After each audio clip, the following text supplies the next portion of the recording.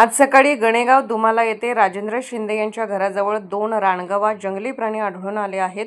तरी सर्वांनी सावध राहावे। लवकरात लवकर ही माहिती वन खात्याला देण्यात यावी।